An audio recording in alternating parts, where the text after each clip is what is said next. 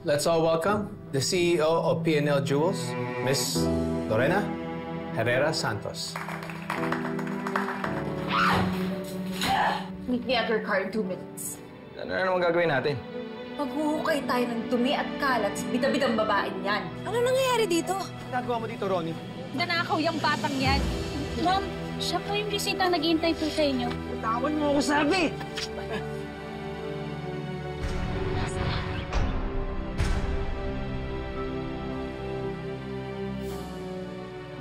Tristan, kapatid ko! Boss, sorry.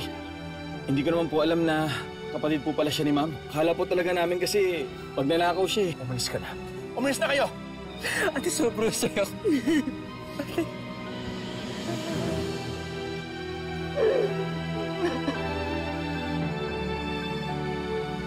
Hindi mawawala, hindi mababago, na ang alam ko lang ay magmahal sa'yo.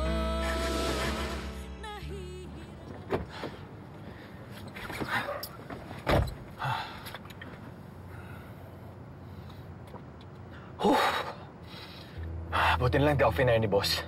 Akalain mo, kapatid pala ni Lorena yun? I know. He's so jologs like his gold-digging sister. Tristan Herrera. Sinesearch mo yung identity niya?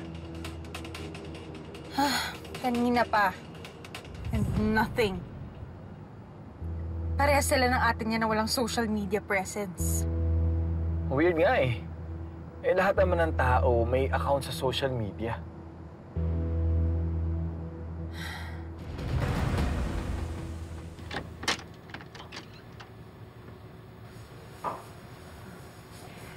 Dito muna tayo para walang makarinig.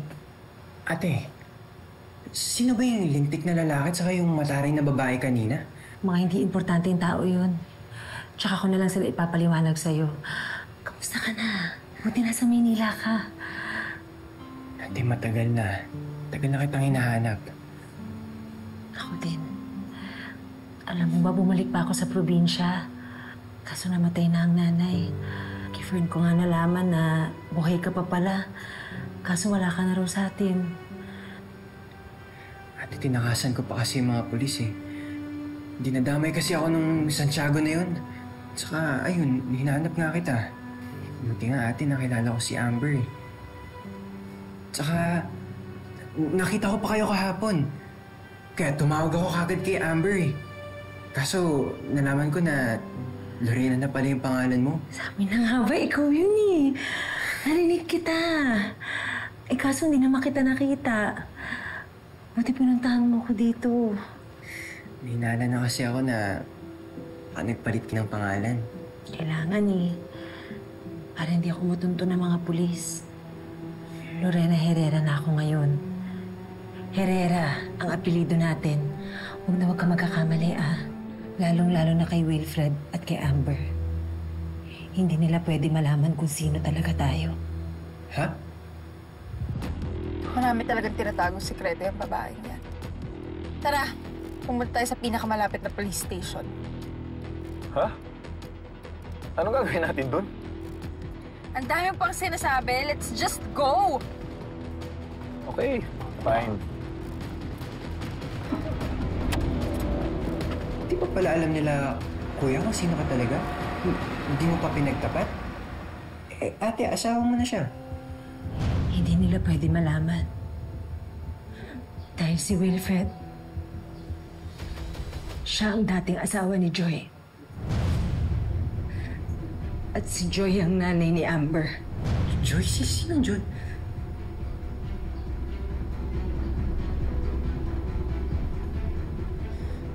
Ate? Ate, si Joy Santos ba?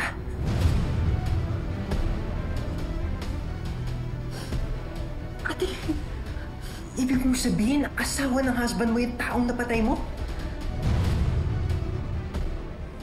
Ramos, Yes, sir. May bagong lead ako sa Joy Santos murder case. Kailangan ko yung files natin. Lahat. Gusto ko ulit makita. Yes, sir. Ate naman, alam mo na palang si Joy yung asawa niya eh. Bakit siya pa yung pinakasalan mo? Ang dami namang ibang lalaki dyan ah. Hindi ko naman kasi alam nung umpisa eh. Pero Tristan, nung nalaman ko, sinubukan ko naman lumayo. Kahit nabuntis na ako noon. May anak ka na? May pamangkin na ako?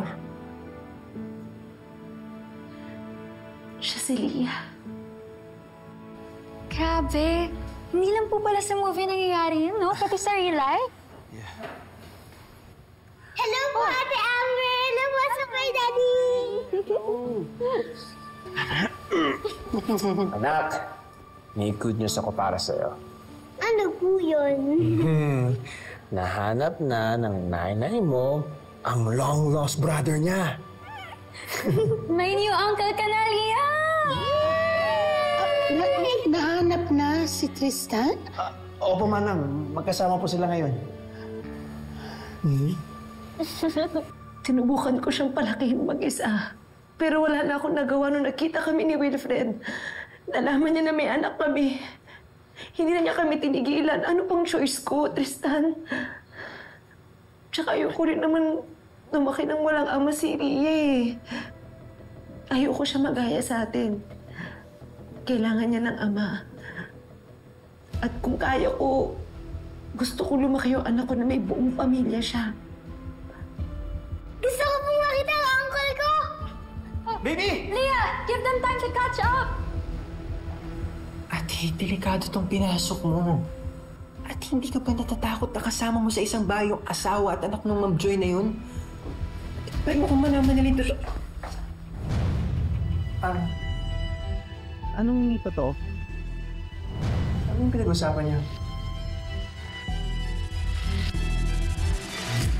Nabanggit lang sa akin ni Tristan yung mga kakilala namin tsaka yung mga malalayo naming kamag-anak. Baka daw kasi malaman na nakapangasawa ako ng mayaman tapos sigurado uutang yung mga yun.